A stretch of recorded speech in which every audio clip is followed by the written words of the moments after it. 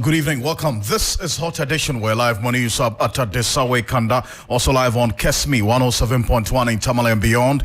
We're live on W93.5 in Wa and beyond. Kanam this evening here on Hot Edition. Commission on Human Rights and Administrative Justice, Shraj, cites the Ghana Airports Company Limited for consistent breaches in the Christmas tree procurement since 2018. Now, the report also indicts the board chair, Paul Adomotri, for abuse of office and interference in daily operations of the Ghana Airports Company Limited. Stay tuned in for the details of this explosive details of the Shraj report on this Christmas tree saga here on Hot Edition on 3FM 92.7. Also, Kolabo Teaching Hospital Renal Unit resumes outpatient services since its closure in May this year. Meanwhile, the management of the facility is pleading with Parliament to swiftly approve new fees for the renal unit. We'll give you details of that here on Hot Edition, plus the details in sport and entertainment and business coming up in the next 60 minutes. I am Alfred Ocansey. Remember, Hot Edition is probably brought to you by Old Mutual. Do great things. We'll give you details of Old Mutual's many policies and interventions to help you as an individual and your business. Welcome.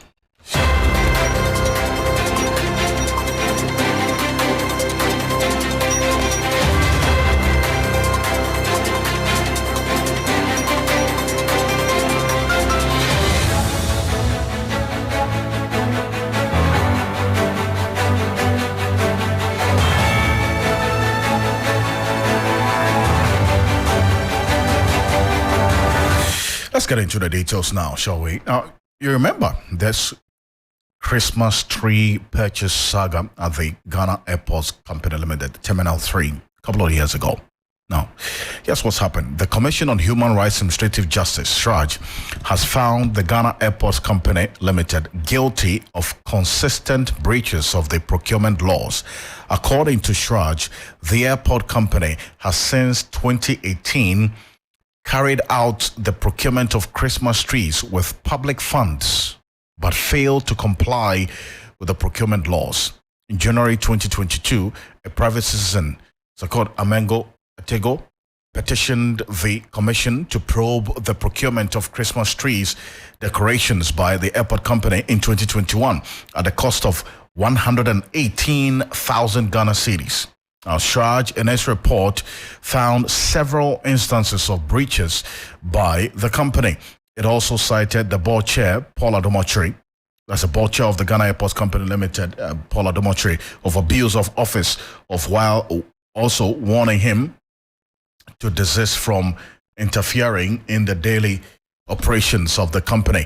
That's what's happening now, and the specific detail of this particular report by the Commission on Human Rights and Administrative Justice on this matter. And this is something that has been going on consistently for quite a while. Now, my colleague Duke Mensah-Poku is joining me now to get into the details of this Shraj report and exactly what it's saying. Duke, what have we gleaned from this 55-page Shraj report on this matter? So a number of important issues, Alfred. The report, first of all, it will be important for us to find out exactly what the petitioner wanted from Shraj in the exercise of its mandate in relation to administrative justice and going in line or doing what is expected of you in public office, essentially, really. So the petitioner, Sakut Amenga Etego, was seeking a declaration that, one, that the respondent, that is Mr. Paul Adomotri, has breached several provisions of the public procurement law, the public financial management law, and principles of corporate governance in the procurement of Christmas tree decorations in December 2021. That's the first relief he was seeking. Two, an order directed at the Ghana Airport Company Limited to surcharge the respondent for the amounts involved in the procurement breaches and to recommend his removal as board chairman. And three, reference by the commission to the appropriate authorities for investigations and the recommendation for the prosecution of the respondent. So surcharge and removal and then prosecution. And then the fact that his activities amounts to a breach of the procurement law and public financial law and abuse of office and corporate governance and all of that. Now, this was Paul's response. respondent's position. The chair of the Ghana Airport Company Limited. Ghana Airport Company Limited. Now the commission notes that they sent him several. They said the respondent initially failed to provide the commission with his comments, despite a reminder to him to do so, prompting the commission to issue a subpoena on the respondent requiring his attendance before the commission and the production of the documents that they needed to do their work. In compliance with the subpoena, the respondent appeared before the commission on the 30th of June 2022, where he stated that the process at the Ghana Airport Company Limited resulting in the Christmas trees and lighting decorations did not lend itself to the Procurement Act. So he said this has got nothing to do with the Procurement Act. And that the GACO rented, so it was rent, they didn't buy, rented the Christmas decorations in 2021 and did not procure same. As alleged by the complainant, he submitted a letter from the Ministry of Transport to back his claim. The said letter was signed by Theresa Kokui Fiado, designated RTI officer for the minister, and is in response to the letter from one Redeemer Boache for information and his caption. So those are the details. Now let's come to the big one. What are the findings? What were the key findings by the Commission for Human Rights and Administrative Justice in this matter that involves Sakut Amenga-Etego and Paul Adomotri? One, the respondent did not state on the 7th of January 2022 edition of Good Evening Ghana program on Metro TV that he used public funds to procure Christmas inspiration. So that was one of the allegations against Paul. Two, the respondent did not state that he invited two vendors to submit quotations. Three, the respondent did not invite suppliers to submit quotations. Four, the respondent did not receive quotations amounting to 118,000 Ghana cedis. Five, pay attention here. The respondent partly interfered in the procurement of Christmas inspirations by the Ghana Airport Company Limited in 2021 by making demands for invoices. Six, the interference by the respondent, that's the board chairman, in the procurement of Christmas inspirations amounted to an abuse of office. Seven, the respondent communicated in the media on matters relating to the procurement of the inspirations by the Ghana Airport Company. Eight, the interference of the respondent in the procurement and communications by him were contrary to the principles of corporate governance. Number nine, that the Ghana Airport Company has over the years been renting Christmas inspirations without recourse to the Procurement Act as amended. So they've been breaching it for years. So and they talk about what? Since 2018. Since 2018. They have been renting these Christmas trees and other decorations to decorate Terminal 3 without recourse to the Public Procurement Act. And they were using the taxpayers' money to do that. Yes. That's a clear breach of the procurement laws, at least as we do know it. Yes, and that has been stated. But what is curious is that they are just asking the airport company to apply the provisions of the Procurement Act. So henceforth, they should apply the Procurement Act when they are renting these designs or these inspirations. That the respondent, that's Mr. Paul Adomotri, should desist henceforth from commenting on procurement issues in the Ghana Airport Company Limited, in the media, either in his personal capacity or as a board chairman, because he spoke about it on his program. I see. And that the respondent should not interfere in the day-to-day administration of the Ghana Airport Company. And that the procurement authority should take steps to cause the amendment of Act 663 to clearly indicate interpretation of this. So those are consequential orders. So basically, you see that it was more or less like two of the reliefs that were granted. Matters on prosecution, silent. Matters relating to his removal as board chairman, silent. It's also silent. And other related, all of those ones are silent. But they indicate that abuse of office, abuse of corporate governance, abuse of procurement. Even though there's clear evidence of the abuse or the breach of the procurement laws. Yes, it's at one least of their findings. The details of this charge report. But they stop short of making those recommendations for his prosecution. Yes, or his removal. Yes, it would be interesting to find out from Shraj why they stop. Why after coming to making these findings, they stop short of their recommendations or giving all out the reliefs that the petitioner wanted. And we'll see if Paul Adumoche will resist the temptation of not talking about this matter this evening on his program. But you know what? That's another issue that we can deal with. But guess what? Sagut Amengo Etego, the complainant in this case, Yes, is joining us on the telephone. Sagut, good evening. Thank you so much for joining us here on Hot Edition. Now, you've heard my colleague Duke Mensopoko run through the fine details of this 55-page report on your complaint to the Commission on Human Rights and Administrative Justice concerning these decorations, Christmas trees and others by the Ghana Airport Company Limited as far back as the 2021 when you put up this case. Now, the outcome does establish a breach of the public procurement laws. But then again, your relief you were seeking for Paul Adumoche to be prosecuted if found guilty of interference and abuse, and then also to be removed as the board chair of the Ghana Airports Company Limited has not been granted. How does that make you feel? Thank you very much. And good evening to the listeners. You are right. This is a very thorough report by Siraj. I am very impressed by the amount of work they did. But as your colleague said, this report it's like a dog that has been barking throughout the report, but when it gets to point to bite, it refuses to bite. Because the whole report indicts the Ghana Airport Company Limited, indicts Paul Adumoche, and the procurement law is clearly that when you breach it, the penalty is 1,000 penalty points or 5 years imprisonment or both. So you tell us that Paul Adumoche actually interfered with management functions by engaging in procurement, and that procurement is illegal. It's a breach of the law, but that you cannot take personal responsibility for breaking the law. I fail to understand it. Especially also when you invited Paul Adumoche, he refused to turn up. You subpoenaed him. He turned up and he refused to submit any documents that you required or you demanded of him. So, for example, if you say that there's no evidence that he profited personally from the procurement breach, perhaps the evidence is buried in the documents that he refused to tender in. Perhaps he's hiding the evidence. So I'm impressed by the work that has been done by Siraj because everything is clear in the report. Unfortunately, not a lot of people will read a full report. They only read the recommendations or the findings.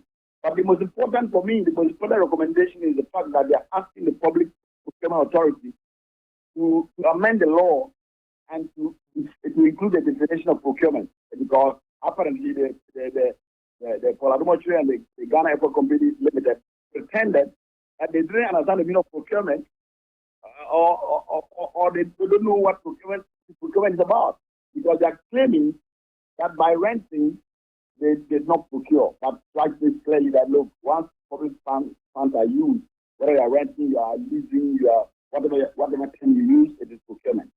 So why do you stop when you said against you, but you stop at the point where you are supposed to buy?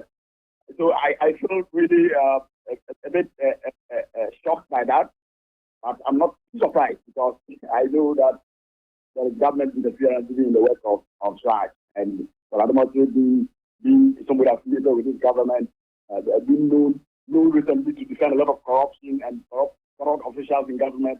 I'm not surprised that they let him off the hook. But I think I'm satisfied the public can judge for themselves that in the future, at least the Ghana Airport Company Limited, this Christmas, in 2 months, they cannot procure Christmas trees without going through the public procurement process.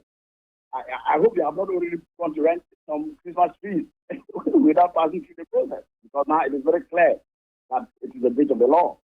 And so I think it is a feather in the cap of our democracy, of the fight against corruption, the rule of law, because at least some declarations have been made for the public to take note of. Well, but you are lauding Siraj for that, the quality of the work they have done, the details captured in these 55 pages. But then again, you are also alleging or faulting them for what you call government interference. How do I marry these two positions that you are taking? At what point exactly?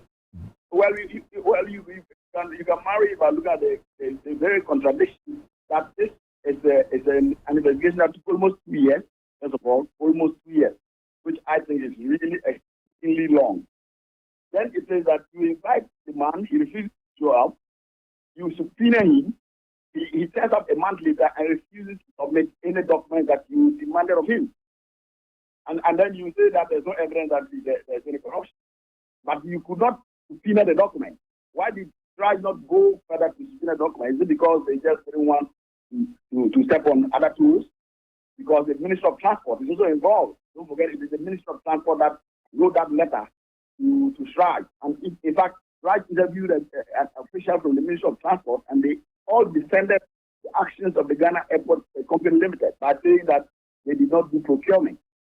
And that they threw out the petition. And Shraj said no, the petition is meritorious, and that there is procurement. And indeed, there have been procurement since 2018 without following the law.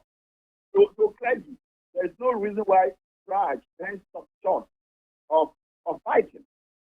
But the only reason I can dispute is the fact that they probably were under undue influence, not to go to that point. But you see, I would like to invite the special prosecutor into this matter, because this is also within his remit. Procurement also within the remit of the work of the special prosecutor. And I would like to take this opportunity to invite the special prosecutor to take interest in this matter.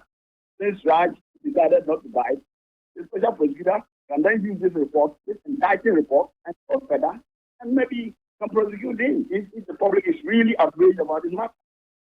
So the next step for you is that you're going to petition the special prosecutor on this?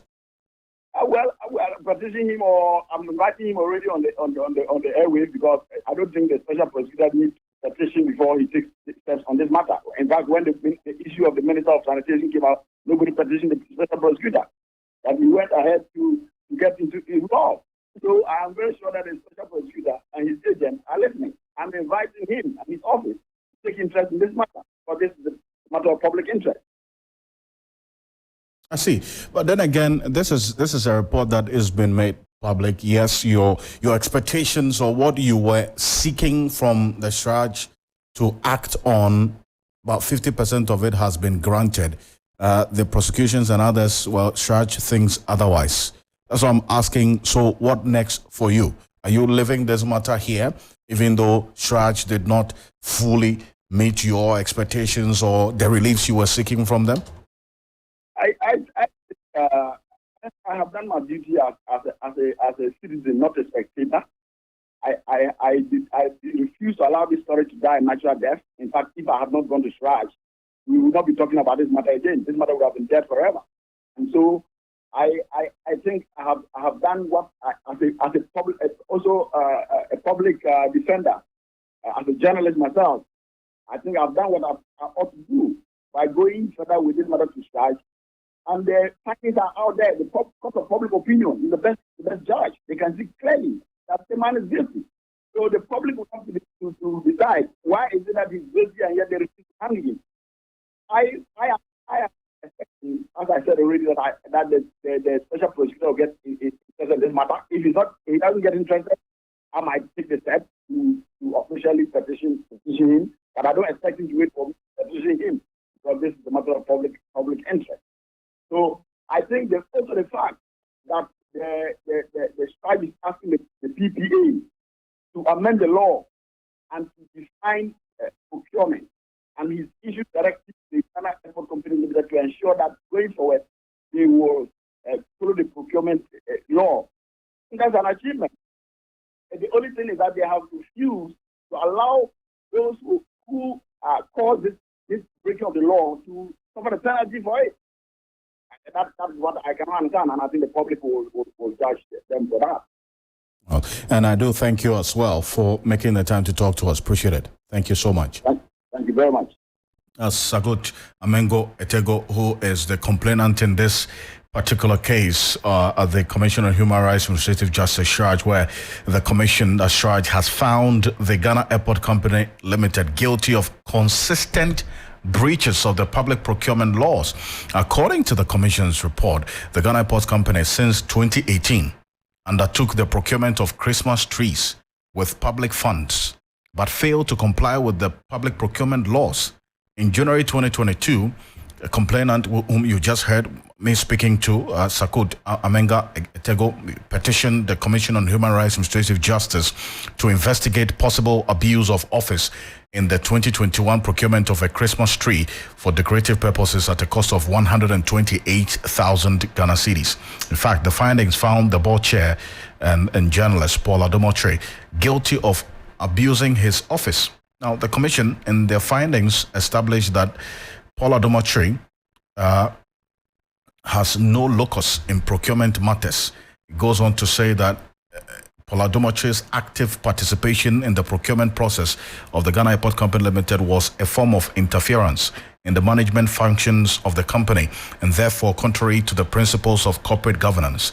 But while the commission actually had refused to implement the full reliefs as requested by the complainant whom you just heard, it recommended that Paul Adomotre restrains himself from interfering in the work of management of the Ghana Airport Company Limited and restrict himself purely to his prescribed functions as board chair of the Ghana Airport Company Limited. It also added that his commentary on matters involving the Ghana Airport Company Limited does not augur well with the principles of good corporate governance, and as such, he must desist from doing so as long as he remains board chair of the Ghana Airport Company Limited. He should not talk about their matters on television or on his program. Now, that's the ruling on this particular issue. Well, the complainant is looking at taking this matter up again with the special prosecutor. We'll see how things play out. But the management of the Korle Bu Teaching Hospital has made a plea to Parliament to promptly approve the new fees for the renal unit. The closed unit with these operations to outpatients since May 2023 over high operational costs has led to, according to the Association of Persons Living with Kidney Disease, 19 of their colleagues dying between May and now.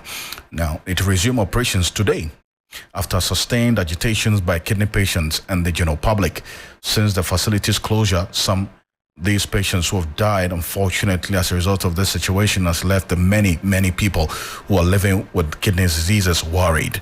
Now, in a statement announcing the reopening of the unit, the hospital's management also called upon the Ministry of Health to address the 4 million cedis debt incurred due to the under-recoveries. Shortly, we'll be joined by the convener for the Kidney Patients Association, Kojo Bafo Ahenkra, be joining us on the telephone shortly on this matter here on Hot Edition on 3FM 92.7. But that's the information that we're getting right now, that the renal unit, the outpatient department of the renal unit of the Korle Bu Teaching Hospital, has finally been opened. As a result of this consistent calls by these persons living with kidney diseases. And guess what? We have the convener for this group, Kojo Bafo Ahenkra, joining us. Kojo, this development with the opening of the OPD of the renal unit certainly must come as good news to you. How are your members reacting to this? Oh, really, it's a really good news. In fact, the call came in yesterday around 2. I had my call around 2 p.m. that I should come to Korle Bu and come and do my labs. And then maybe when it is my time or my session, I can go and have it there. So it's a big relief. At least lives should be seen. It is a life you see. So we really appreciate what he's done for us. And have any of your members given indication of being attended to after the reopening today? The point is, nobody can be attended today because it was yesterday they started calling. So we have to do the labs. If you don't have your labs done, because they want to check for HIV, Hep B, Hep C, and then full blood count. These are normal labs that we do to know your status. So if it is not done, they can put you on the machine. So yesterday, the time the call came was late. So today, most of us are doing the labs today. So today, I've been there the whole day. The media people, some of them were there. No of our patients was on the machine because all of us were preparing for the labs. So from tomorrow going, I've done my lab. I've gotten it. I've shown it to them. So when it is my time, I'll just simply go and I'll have my session with them, with my money. I see. And when we talk about the membership of this group that you are a convener of, how many are you? 250. and all of you go to the Kolebu Teaching Hospital for medical treatment. Sure. I see. So in going forward, and this call that Kolebu is making for Parliament to swiftly approve their fees, I mean, this is also going to create another concern for you, isn't it? Yes, sure. I mean, that fee they are talking about, Alfred, honestly speaking, I always say the price they want to charge, the 765 that they want to charge, is realistic. When you look at the consumables that they buy, and then the tax they pay on those consumables, that is why I've been championing it. The government has to look at the tax component on it. You need to strap those tax component on it for them. So if they buy the consumables and they bring it, will be tax-free. At least it's coming to save lives. If they don't do that, then Kolebu has no choice, because this that they've opened, maybe it might not take, they don't do something about it. Within the shortest possible time, they will close the unit again. But they wouldn't have money to get more consumables to take care of us. Even this 380, it was somebody who was helping us to pay. So even though they've opened, they are asking us to come and pay, so it's going to be a big challenge. So if they say they are looking at this, trying to bring the new price, or Parliament to expedite it so that they will bring the new price out, the government still have to come in big time. So if it, So you say if the 765 cities that they want Parliament to approve is realistic, but then again, realistic. You can't pay for it. You're the patients. We can't, Alfred. We can't. Even the rich people, they can't. This thing, a kidney, is a lifetime something. So if you are doing 3 times a week, and we're paying 750 every week, times 3, your injections have not come, your medications have not come. Most of us are on special diet. Your diet has not come. You can imagine the cost involved. So there's that money we can't pay. The government really have to step in and take the taxes off. After this thing that we are talking about, it's a big issue. Now everybody will be moving to Kolebu. Already, most of us who are there, we are normally 250. Most of the private dialysis centers have their own patients. They are charging them 600, 700, 800. Now, if Kolebu is charging 380, who will not come to Kolebu? They'll be coming to Kolebu. So the pressure is going to be big on Kolebu. So now they have to take the taxes off so that the private people can also bring their prices down. So those who can afford can go there. So if this 750 is approved by Parliament, what that means is that if you have to do this 3 times a week, you're going to have to come up with 2,250 Ghana cedis every week. And yes. And if you're doing this for a month, in a month you're talking about some 9,000 Ghana cedis. Yes, that is just for dialysis. For dialysis. Your injection, yes, just for dialysis. Your injection has not come. We have an injection that we take. Your injection has not come. Other medications have not come. Your labs have not come. Every month we do lab. Your labs have not come. If you I wanted to find out how much it costs your medication in total. It depends on the type the doctors will prescribe for you. Everybody and the medication that he takes. Some people, their calcium is down. You need to go for calcitude. You see, everybody. That's why you do the labs regular. Wherever they see you are falling short, they write the medication for you, then you go for it. I mean, wherever you are falling short, if your HB is dropping, the injection is around 2.5. We call it a poison. You take it. It's about 2.5. Sometimes you have to take it the whole month. Any session that you go, you have to take the injection. You have to take the injection just to bring your HB up. So everybody in this condition, but everybody has a cost to pay. So apart from government taking off or waiving the taxes of the dialysis to at least reduce the amount you have to pay, are there any other interventions that you would want government to consider so as to at least reduce the burden that you're carrying? Yes, we do research. We do some other countries, dialysis are free. If the government can take it up and do it free for us, so that at least our small money, we can also be using it. Because like Kenya, it's free. I know of about 3 or 4 countries. In Africa here, it is free. Once you get to the end state, you go on the machine, it's free. Even your medications are free. That is why, if you remember, Oko Boys said that they wanted to put it on the NHIS. If they can do that, it will be very, very good for everybody, not to be the patient. Because now the kidney dialysis is like malaria. Let your reporters go to Kolebu. Almost every day, they get about 4 or 5 new cases and kidney stages. Almost every day, they get 5 or 6 new cases. So it keeps increasing. It keeps increasing. So if the government can look at it from that place and put it on the national health insurance for us, it will be very good.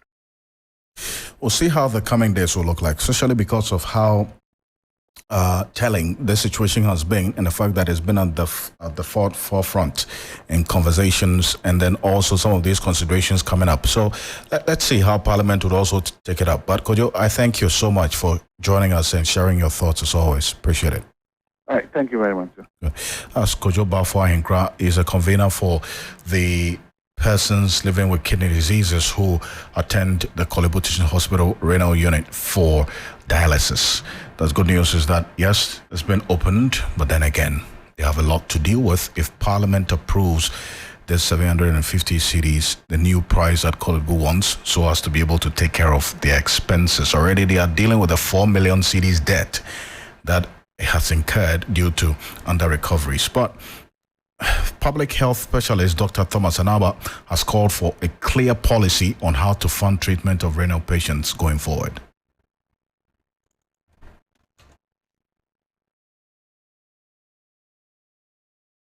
But it is up to management and government of Ghana to see how he can put in the needed measures to make sure that this excitement will last for long. That is what I think should be done. These patients go around to make sure they suffer to get money to come and do the dialysis. And we all know, people have sold their houses, people have gone to beg all sorts of relatives to help them do dialysis all the time. It is up to government to take it as a critical disease that needs support for such groups of people, patients, and come out with a clear policy that will help them get some relief from government. Can government take away the taxes from importation of dialysis machines, dialysis consumables?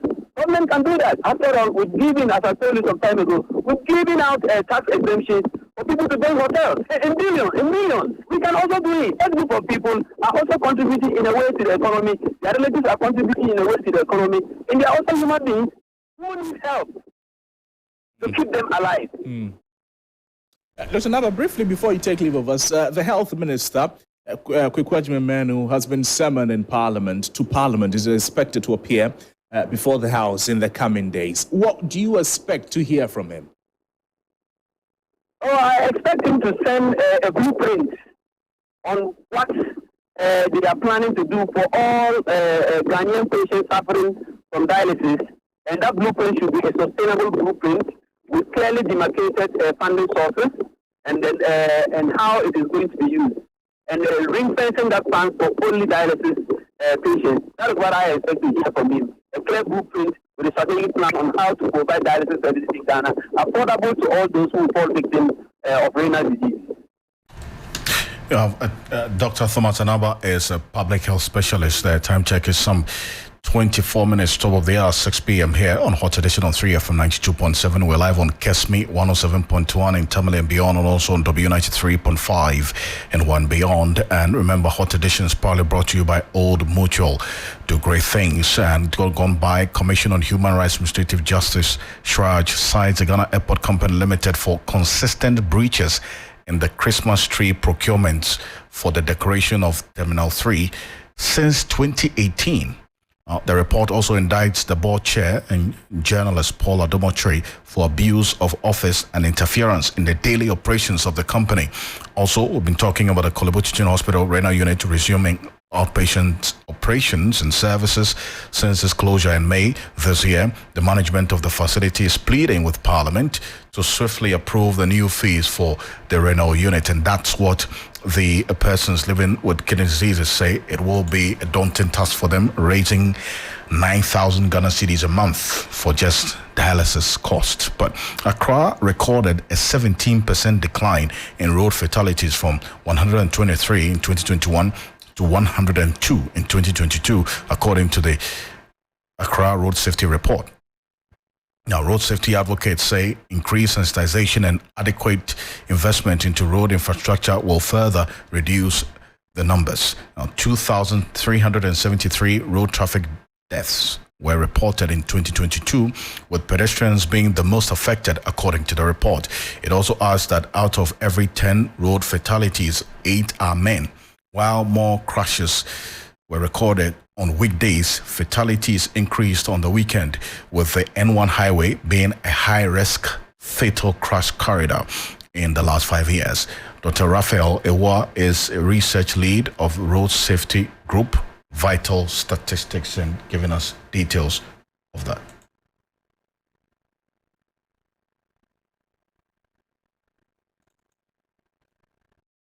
Will help to identify specific locations, areas within the metropolis where traffic accidents are more prevalent. This information is invaluable for prioritizing safety measures such as traffic calming intervention or infrastructure upgrades in high-risk zones. This report will evaluate the effectiveness and the impact of previous interventions and strategies in road safety management. A director at the National Road Safety Authority, Andrew Ayata, indicates it will not hesitate to crack the whip on road abusers. This will help to identify specific locations, areas within the metropolis where traffic accidents are more prevalent. This information is invaluable for prioritizing safety measures such as traffic calming intervention. This will help to identify specific locations, areas within the metropolis where traffic accidents are more prevalent. This information is invaluable for prioritizing safety measures such as traffic calming intervention or infrastructure upgrades in high-risk zones. This report will evaluate the effectiveness and the impact of previous interventions and strategies in road safety management. And to some more stories here on Hot Edition on 3FM 92.7, also live on Kesmi 107.1 in Tamale and beyond. And the former president, flag bearer of the NDC, John Mahama, has met the leadership of the Trade Union Congress today. And the Trade Union Congress say the implementation of a 24-hour economy by the next NDC administration is the game changer for the country. The NDC's John Mahama has intimated his intention to create a 3-shift work schedule to address the unemployment situation in the country. At an engagement with the Trade Union Congress by the flag bearer of the NDC as part of his stakeholder engagement across the country, General Secretary of the TUC, Dr. Yaba, says John Mahama must be assisted to implement this if he becomes president. Let's hear exactly what the former president, the flag bearer of the NDC, said. It is regrettable for me to note that at such a crucial time in our nation's life, society's moral voice refused to speak up against this unfortunate development. NDC was left alone as the solitary voice, seeking to hold the government accountable and speaking up for the voiceless Ghanaians. We were often cast out as spoiled brats who were ranting just because we had lost power. There must be an end to this decline and a restoration of stability to the economy so that Ghana's citizens and working people can breathe a sigh of relief and not have their already inadequate incomes eroded further by inflationary pressures. In the last few years, I have been outlining policies that a future NDC government will implement. And the aim is to stop the steep decline in the economy, turn it around and stabilize it. We have much to learn as a country from the disaster that has unfolded before our very eyes when sections of our population became so enamored with empty slogans and acronyms.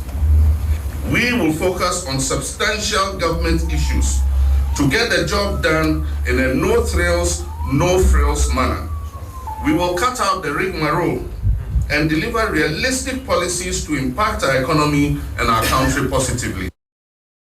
As a former president, John Mahama there, and in some 18 minutes, the top of the hour here on Hot Edition on 3FM 92.7 is getting to business shortly. But before that, when life happens, we've got your back. Get a Transition Plus plan today. Enjoy continuous policy coverage after 15 years of premium payment. Cashback every 3 years. That's what Old Mutual is promising you, amongst many others, including the interventions for your business. We've got you when you need an investment plan. Get a special investment plan today. Enjoy long-term guaranteed financial security and providing some assured of up to 10,000 Ghana cedis, and also the provision of partial withdrawals Also, we've got your back in securing your child's future.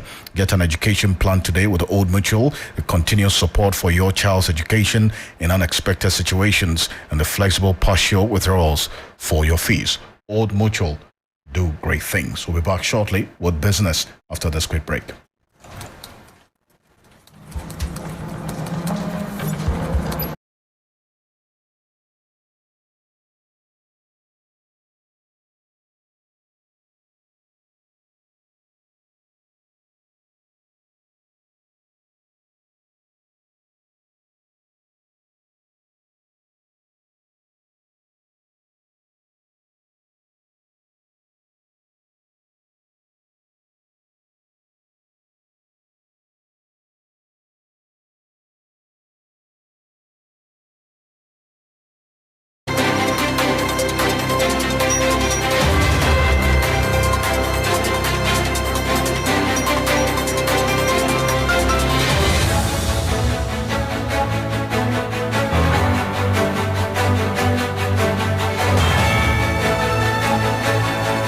Hello there, welcome to the business segment here on Hot Edition. My name is Michael Obodu. Coming up, economist fears Ghana may not receive second tranche of the IMF bailout, but what he describes as sluggish external debt restructuring. We have the details coming up shortly. Please stay with us.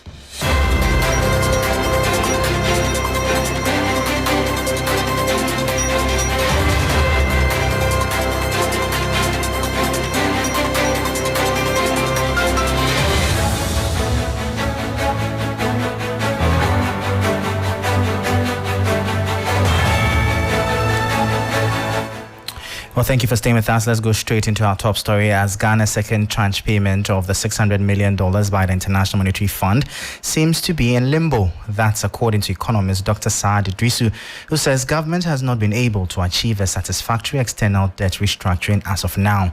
Per the IMF's own schedule, the disbursement was supposed to have been received by government as of November 1. I think it is imperative for us as a nation to refocus our attention on the current economy, which is the reality of the day, the hardships Ghanaians are facing. Our economy is currently on a 3 billion life support from the IMF, but unfortunately too, it seems to be in a limbo, or should I say in jeopardy. Per the IMF conditions that warranted the payment of the first tranche of 600 million, Ghana was supposed to satisfy a successful restructuring of our external debt. But sources coming from Washington, to me, are indicating that it seems that is not being done as we speak. So that is why the payment of the second tranche is not coming in. Per the IMF schedule itself, Ghana was supposed to receive the second 600 by November 1st. Today is November 7th. We haven't received it. Well, that was economist Dr. Saad Idrisu speaking there. Away from that, ahead of the 2024 budget to be presented by Finance Minister Ken Ofori-Atta, industry players have expressed their expectations in some fiscal policy measures, including the removal of some taxes as well as cut in government expenditure. For the general public, however, the issue of subsidies on fuel prices seems to resonate among many. He should subsidize the prices for us so that things will be okay for us. As I'm standing here, I parked my car at home because of the fuel and all that. Personally, I'm expecting to see the omission of the e-levy, yes, if possible, and then we are expecting some subsidies in the fuel prices because it's making transportation fares going higher. I'm expecting the government to cut costs. We are spending too much. We are spending on unnecessary things. I think that some of the ministers are not working, and so I expect the government to cut them off, use the money for other necessary items so that the country can move forward. As for the taxes and this thing, we want him to reduce everything for us because now there's no way. We want government to maybe employ jobs. You have to employ us so that we need job to do it. We need jobs. So those were some expectations of the public ahead of the 2024 budget presentation on November 15. Now moving on, the Food and Beverages Association of Ghana, FABAG, is calling on the government to scrap the network charges at the country's ports in its 2024 budget statement. The The association's executive secretary, Samuel Agri, argues that the network charges, which consist of about 5 different taxes, amount to a double taxation and form part of what the group describes as nuisance taxes, which need to be scrapped to reduce cost of doing business. We have something that we call network charges. And that alone has almost about 5 different components that you have to pay. The network charges, if you buy your data and you are working on the government platform, it's your data that you are using. You pay tax on that. So why do you go and charge for network charges again, and you have to pay for another private sector? So we think some of these things are the nuisance levies and the taxes that we have mentioned of. If they go off, it will be well for all of us. So that was Executive Secretary of the Food and Beverages Association of Ghana, Samuel Agri, bringing an end to the business segment here on Hot Edition. My name is Michael Obodu. For more business stories, please check out our website, 3news.com. Thank you for listening. As always, please stay safe. Up next is sports.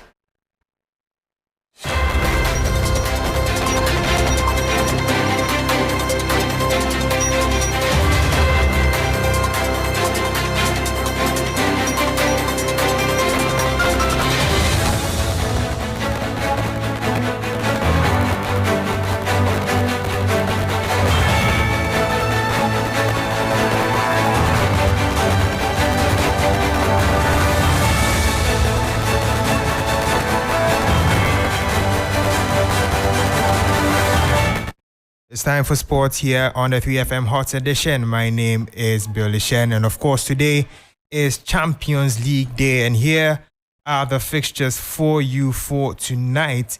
There are some interesting fixtures for you. Of course, Dortmund will be facing Newcastle, Shakhtar Donetsk will be facing Barcelona, Atletico Madrid will be facing Celtic, Lazio will face Feyenoord, AC Milan will be facing PSG, Manchester City will be facing Young Boys, Red Star Belgrade will be facing Leipzig, and FC Porto will be facing Antwerp. Of course, later this evening, Manchester City are playing against Young Boys, and this is what Pep Guardiola had to say ahead of the game. Well, I'm pretty sure my colleague I've seen the game. He will adjust something, like we have to adjust. When you play the same opponent, the third or fourth game at Champions League in a short time is be careful for the team we won. You can confuse or misunderstand really what really happened, and they start really well. We have a more or less control, and the pitch was difficult in some moments for them as well, because they lose some balls that with another surface will be easier for them.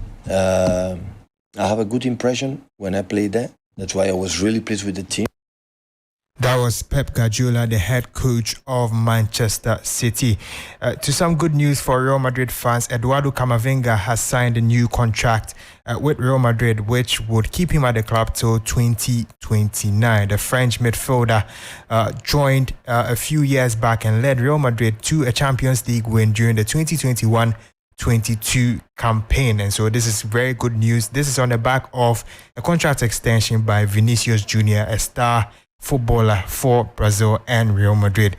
Now, before I do go, some local story. Skipper Andrea Yu is set to return to the Black Stars setup after missing out on the last international window as Ghana faced Madagascar and Comoros in the 2026 World Cup qualifiers. Lee Sports understands. He has been a free agent since the 1st of July 2023, leaving Premier League side Nottingham Forest upon the expiration of his short-term deal. He missed out on Ghana's squad for the last 2 friendly games against Mexico and the USA, where Ghana recorded back-to-back defeat.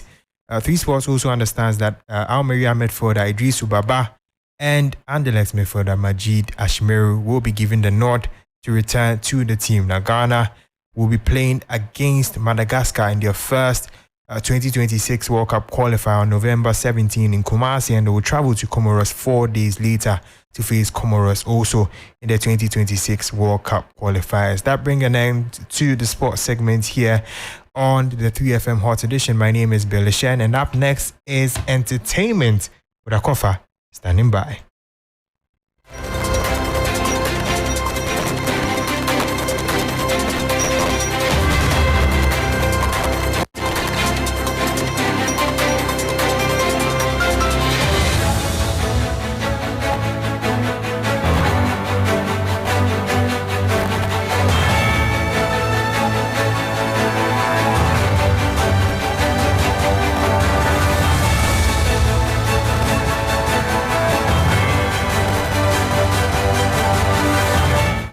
Thank you very much, Bill, for bringing us up to speed on all that's happening in the world of sports. Thank you for your time. You're still tuned in to Hot Edition on 3FM 92.7. It's now time for the entertainment news segment, powered by 3 Entertainment. My name is Akofa. Now, true to her word of hanging out with some fans after her appearance on The Day Show, singer Jackie has honored her promise. The singer noted that she would love to do this as often as possible.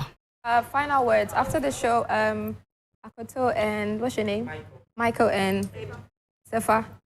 You didn't ask. You missed the opportunity. So I would let you speak with my management. Let's have dinner this weekend. Okay? Wait.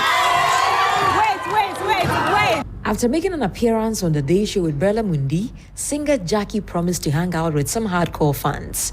On Sunday, 5th November, the affable actress came through as she had an intimate session with some selected fans.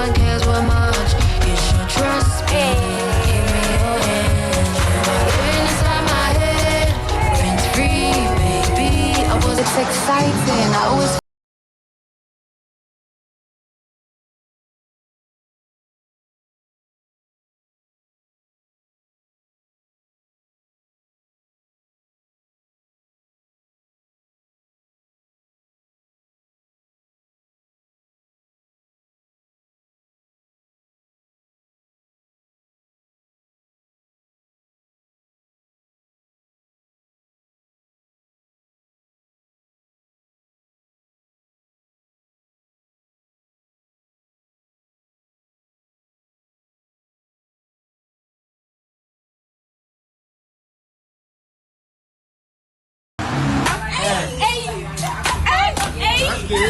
Well, away from that, the National Film Authority, NFA of Ghana, will be hosting the Made in Africa Cinema Summit from November 14 to 16, 2023 at the Movenpick Ambassador Hotel in Accra.